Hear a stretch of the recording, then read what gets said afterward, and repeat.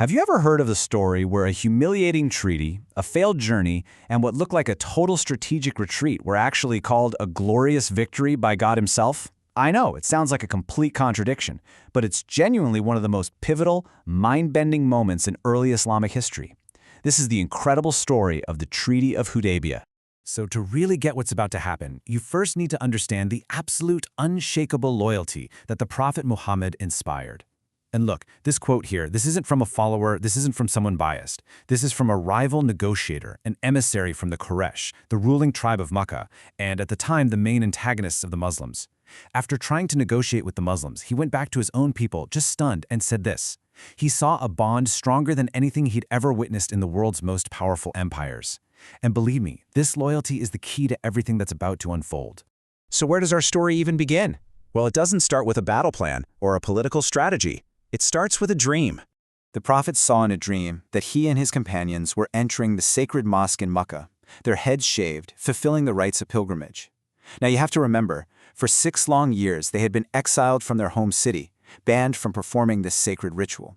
So when the Prophet shared this vision, the feeling was just electric. His companions were overjoyed, absolutely certain that a dream from a prophet was a promise that was about to come true.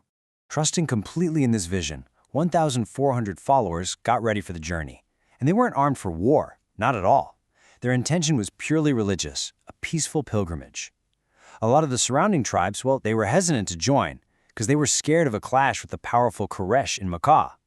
But these 1,400, they set out anyway, their faith just completely overriding their fear. But, as you've probably guessed, their path was not going to be easy.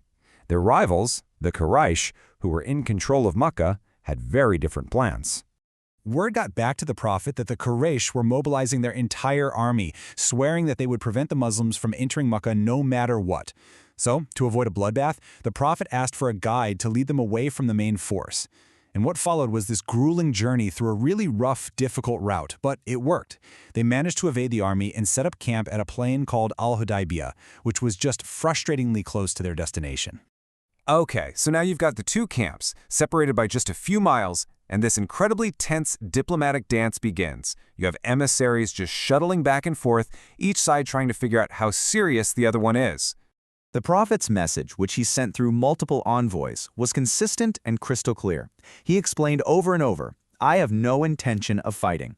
He was willing to agree to a truce, a peace treaty, whatever it took. All he asked was to be left alone so he could deliver his message to the people. He was offering them a peaceful way out of this whole standoff. And this was the response from the Quraysh leadership. You see, it wasn't about religion. It wasn't even about security. It was all about pride, public perception. They were completely rigid. They simply could not stand the thought of other tribes saying that Muhammad had just walked into Makkah against their will. The negotiations had hit a very, very dangerous wall. So, with diplomacy failing and tensions just getting higher and higher, the situation was about to escalate and fast. One single event was about to push both sides to the absolute brink of war.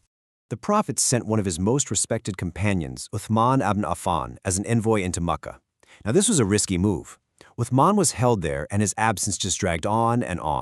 And then a rumor started and it just ripped through the Muslim camp like wildfire. Uthman had been murdered. Now killing an envoy was the ultimate violation of diplomacy. It was, without a doubt, a declaration of war. In this absolute moment of crisis, the Prophet called his followers to him. He was standing right there, under a tree, and one by one, every single one of the 1,400 companions came forward and made a pledge. They placed their hands in his and swore an oath to fight to the death and to never ever desert the battlefield.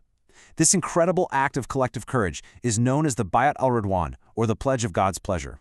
But then, in this stunning twist of irony, just a short while later, Uthman returns, completely unharmed. The rumor was false. The pledge, however, had already been made, and word of this unwavering, unbreakable resolve reached the Quraysh, and it terrified them.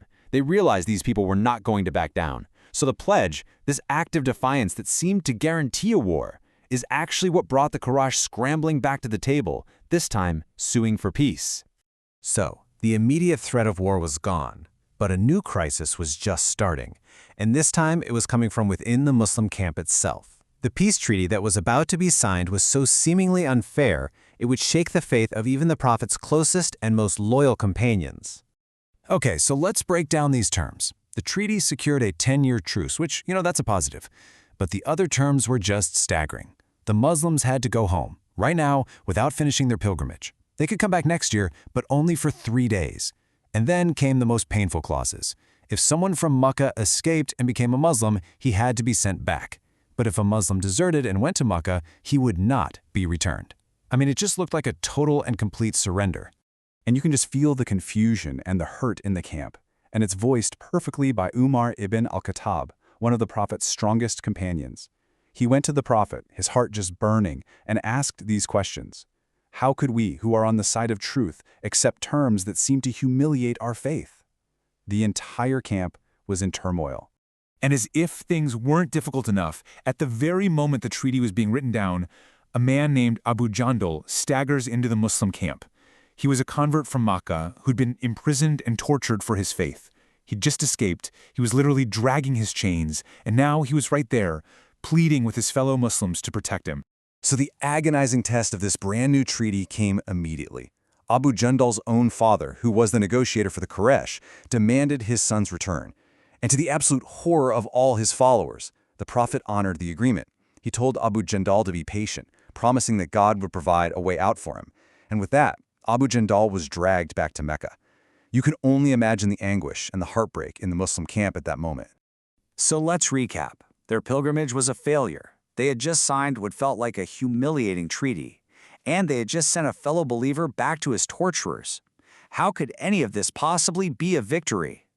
Well, the answer was about to come in a way that absolutely no one expected. The journey back to Medina was just silent and heavy. The companions felt completely dejected, confused, and just deeply unhappy. I mean, they had set out with such high hopes, all inspired by a dream, and now they were returning feeling utterly defeated. It was right there, in the middle of all this despair, as they were traveling home, that a new revelation came down to the Prophet. And it began with this astounding sentence. Not be patient, not this was for the best, but a clear, unambiguous declaration. We have granted you a glorious victory. And this wasn't just a line. The entire chapter of the Quran that was revealed in that moment was titled Al-Fath, which literally means the victory. All of a sudden, the entire event was completely reframed. What the companions saw as a catastrophic failure, God was calling a clear and glorious victory. But why? Well, this divine perspective revealed what the companions just couldn't see in the heat of the moment. This apparent defeat was actually a masterstroke of strategy. By signing a treaty with the Prophet, the Quraysh, for the very first time, officially acknowledged the Muslims as an equal political power. That 10-year truce, it ended the constant warfare, and it allowed the message of Islam to spread peacefully like never before. And that totally unfair clause, it actually opened the door for determined new converts to form their own communities outside the treaty's rules. The treaty that seemed to slam a door shut had in fact opened 100 new gates. And that leaves us with a final thought to chew on. The story of Hudaybiyah is this powerful lesson in perspective. It teaches us that what looks like a setback, what feels like a defeat in the short term, can sometimes be the necessary foundation for a much, much greater success in the long run.